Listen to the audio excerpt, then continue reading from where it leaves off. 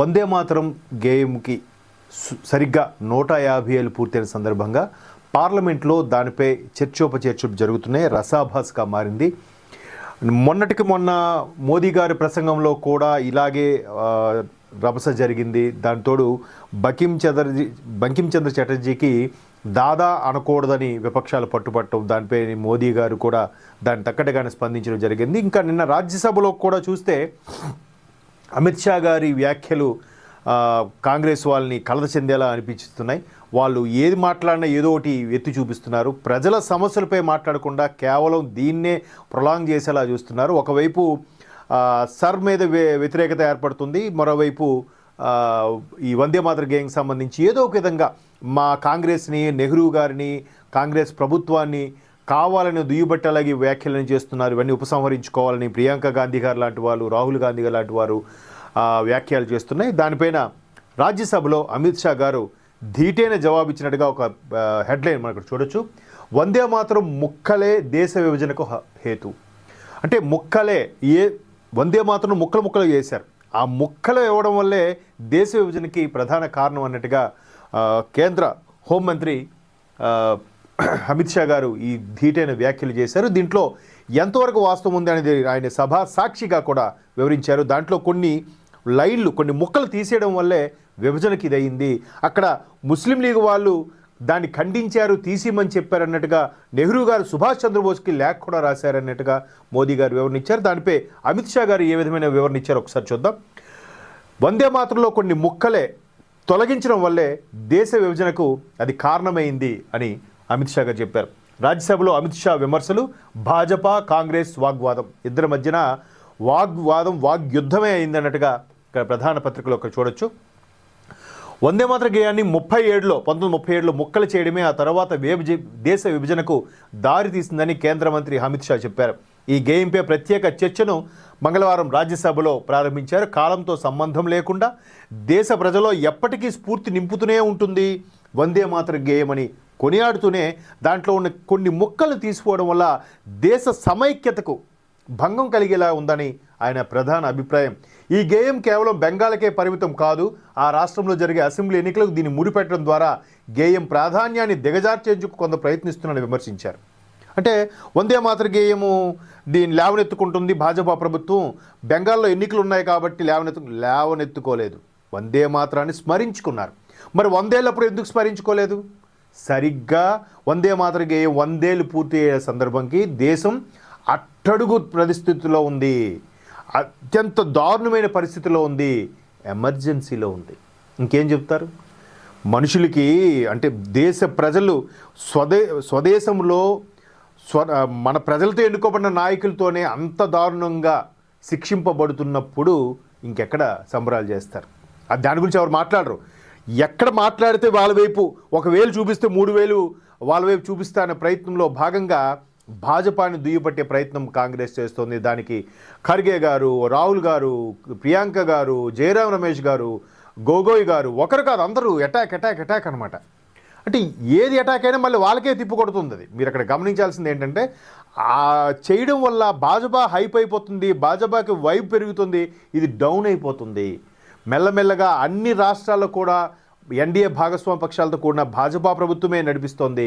ఇది మెల్లమెల్లగా కాంగ్రెస్ ప్రభుత్వం ఇప్పటికే 3వ కేంద్రంలో భాజపా కూడిన ఎన్డీఏ భాగస్వామ్యంతో కూడిన పార్టీ రావడం ఏంటి చూడండి. కాంగ్రెస్ ఎంత మెల్లమెల్లగా ఎంత తగ్గుతూ వస్తుందో.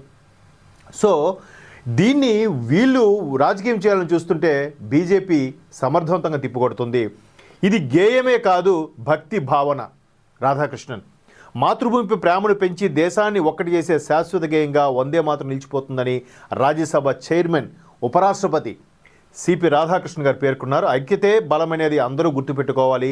భరతమాతే మన ఆత్మని ఈ గేయాన్ని ఆలపించుకుంటూ నిర్భయంగా ఉరికంబం ఎక్కిన స్వతంత్ర సమర యోధులను ఆయన స్మరించుకున్నారు. నిజంగా అంటే మీరు వందే మాతరంకు సంబంధించిన చాలా సినిమాలు కూడా వచ్చాయి.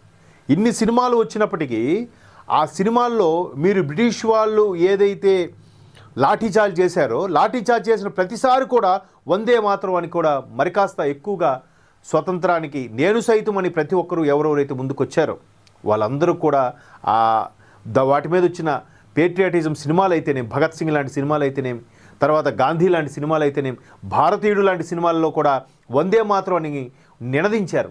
ఒక్కసారిగా వందే మాతరం అనేసరికి వాళ్ళు ఏదో బుల్లెట్ తగిలినట్టుగా ఫీల్ అయ్యేవారు బ్రిటిష్ వారు. అంత అద్భుతమైన గేయాన్ని ఇక్కడ ఉపరాష్ట్రపతి అలాగే రాజ్యసభ చైర్మన్ సిపి రాధాకృష్ణన్ గారు కూడా స్మరించుకున్నారు. అంటే నిజంగా దీంట్లో ఉన్న ప్రతి ముక్కను కూడా మనం తొలగించకుండా కంటిన్యూ చేసుంటే ఇప్పటికి ఇంకోలా ఉండేది. ఒక్కొక్కరి మీద ఒక్కొక్క ఫీలింగు, ఒక్కొక్కరికి ఒక్కొక్క రూలు. వాళ్ళైతే 5 పెళ్ళిళ్ళు చేసుకోవచ్చు, వీడు ఒక పెళ్ళే చేసుకోవాలి. వాడైతే సింపుల్గా నోటితో ఒక మాట అంటే భార్యను వదిలేయచ్చు, వీడైతే కోర్టుకెక్కి భరణము గిరణము అన్నీ సబ్మిట్. ఏంటి రూలు? ఒకే దేశంలో అందరు పౌరులకు ఒకటే రూల్ ఉండాలిగా. పైపెచ్చు ఒక్కొక్క రాష్ట్రంలో ఒక్కొక్క రూల్ అంట. ఏమిటండి ఇది? నిజంగా రాజ్యాంగం కల్పించిన హక్కేనా? దాన్ని మార్చారా? లేదా దాన్ని సవరణ చేయకుండానే మన మీద రుద్దుతున్నారా? సవరణ చేశామని చెప్తున్నారా? ఎందుకంటే రీసెంట్గా ఒక ప్రధాన వార్త చూసా. అమెరికాలో నీల్ ఆర్మ్స్ట్రాంగ్ చంద్రుడిపైన అడుగు పెట్టినది పచ్చి అబద్ధం. మన పుస్తకాల్లో చదివేశాం, రాసుకున్నాం. చంద్రుడి మీద మొట్టమొదటిసారి కాలు మోపినవాడు నీల్ ఆర్మ్స్ట్రాంగ్ అంట. నిజంగా చంద్రుడి మీద గురుత్వాకర్షణ ఉందా? చంద్రుడి మీద గాలి వీస్తుందా? మరి ఆ ఫోటోలు ఏంటి, ఆ బొమ్మలు ఏంటి? అలాంటి అమెరికా ఎలాగైతే కుతంత్రాలు పన్ని మేమే ఫస్ట్ అక్కడికి వెళ్ళాం, మాకే క్రెడిట్ రావాలని కుతంత్రాలతో చేసిందో, మన దగ్గర నంబియార్ లాంటి వాళ్ళని అరెస్ట్ చేయించి ముఖం మీద పేడ జల్లించి నానా డ్రామా ఆడిందో, భారత్ ఎదగకుండా చేసిందో, అలాంటి అమెరికా మెల్లమెల్లగా పతనానికి ఇప్పుడు దారితీస్తోంది. అవన్నీ అబద్ధాలే. బైబిల్ మీద ఒట్టేసమని చెప్పమంటే కూడా నాసా సంబంధించిన అధికారులు మాట దాటేసరిగా చెప్పలేరు. సో ఏదైతే ఆ చంద్రమండలం స్పేస్కి వెళ్ళడం అదంతా పచ్చి అబద్ధమో, ఇక్కడ కూడా మొఘళ్ళు అంత అద్భుతమైన పరిపాలించారు, మత సామరస్యానికి అంత సొల్లు. వందే మాత్రంలో కొన్ని ముక్కలు తొలగించేశారు, అది కూడా సొల్లే, అది కూడా అబద్ధాలే, తీసేశారు. ఆ తీసేయడం వల్లే విభజనకు కారణమైంది అనేది ఇక్కడ హోంమంత్రి అమిత్ షా గారి యొక్క ప్రధాన ఉద్బోధ. దీని మీద మన తెలంగాణ రాష్ట్ర ఎంపీ లక్ష్మణ గారు కూడా దానికి సంబంధించి అదే అభిప్రాయం వ్యక్తం చేశారు.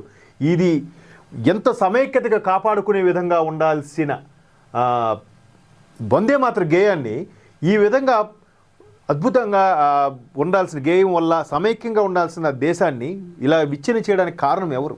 ఎందుకు తొలగించారు ఆ పదాలు? అలాగే పటేల్ లేకుంటే మేము భారత్లో ఉండేవాళ్ళమే కాదు. ది గ్రేట్ సర్దార్ వల్లభాయ్ పటేల్ ఉక్కు మనిషి, ఆయన కానీ లేకపోతే మనందరం ఇంత ప్రశాంతంగా భారత్లో ఉండేవాళ్ళమే కాదంట. ఎందుకంటే ఎవరికీ తల వంచని నవాబు, హైదరాబాద్ నవాబు పటేల్ గారు రాగానే ఎయిర్పోర్ట్కి వెళ్ళి సాదరంగా ఆహ్వానించి తల వంచిన ఫోటోలు మీరు కోకొల్లలో చూడొచ్చు ఆన్లైన్లో చూస్తే. ఇక్కడ ఒక్కసారి ఆయన వ్యాఖ్యలు కూడా చూద్దాం. వందే మాతర గేయాన్ని ఆయుధంగా మలుచుకొని నాడు హైదరాబాద్ విముక్తి పోరాటం జరిగిన వారిపై నిజాం నవాబు దాడులు చేయించి బలవంతంగా మతం మార్పించారని భాజపా ఎంపీ లక్ష్మణ్ ఆరోపించారు. కానీ ఇప్పటికీ కొంతమంది తెలంగాణలో కూడా కొంతమంది నవాబే అన్నీ కట్టించాడు, నవాబు అన్ని చేశాడు, ఇన్ని చేశాడు అంటే ప్రాంతీయ అభిమానం ఉండొచ్చు, దాన్ని నవాబుని పాజిటివ్గా కూడా చెప్పే ప్రయత్నం చేశారు వాళ్ళ రాజకీయ స్వార్థం కోసం. సో ఇక్కడ ఎంత దారుణాలు, రజాకారుల దారుణాలు. మనకి రజాకారు ఫైల్స్ చూస్తే కంటుండి నీరు కాదు రక్తం వస్తుంది. సో అట్లాంటి నవాబుల్ని పరిపాలన నుంచి కూడా వందే మాతరం గేయం ఎంతో దోహదపడింది అనేది ఇక్కడ లక్ష్మణ్ గారి యొక్క అభిప్రాయం. ఒక్కసారి చూస్తే సర్దార్ వల్లభాయ్ పటేల్ సైనిక చర్య చేపట్టి హైదరాబాద్ భారత్లో విలీనం చేయించకపోయి ఉంటే, ఎగ్జాక్ట్లీ చేయకపోయించుంటే ఇప్పుడు ఇక్కడున్న తెలంగాణ సభ్యులంతా ఏ పాకిస్తాన్లోనో, ఉస్మానిస్తాన్లోనో, ఆఫ్ఘనిస్తాన్లోనో ఉండేవాళ్ళమని పేర్కొన్నారు.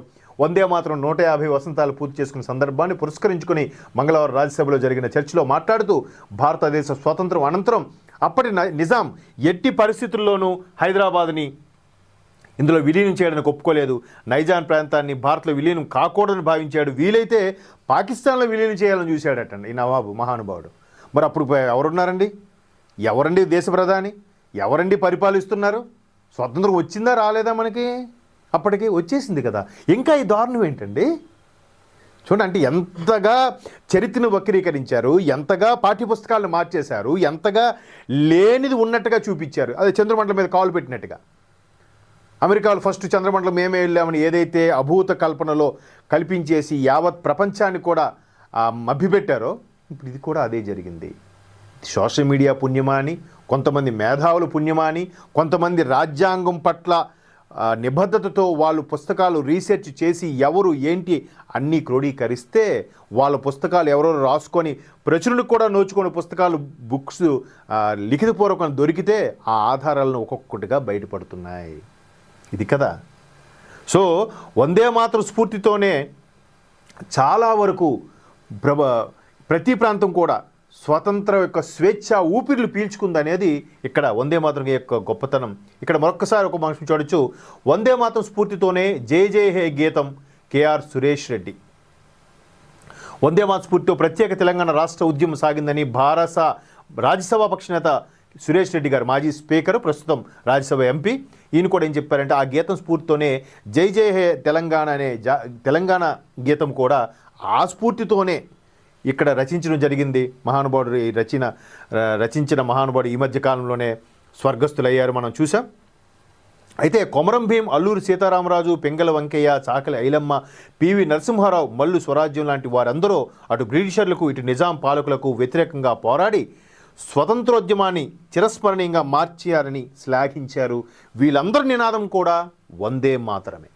సో అటువంటి వందే మాతరానికి సంబంధించి ప్రతి ఒక్కరు కూడా భిన్న జాతుల వాళ్ళు, భిన్న మతాల వాళ్ళు, భిన్న ప్రాంతాల పార్టీల వారు, ప్రాంతీయ పార్టీల వారు కూడా కొనియాడుతుంటే వీళ్ళు అది వదిలేసి మమ్మల్ని అవును ఎందుకు పదాలు తొలగించారు, దాని గురించి మాట్లాడండి. దాని గురించి ఎవరు మాట్లాడరు.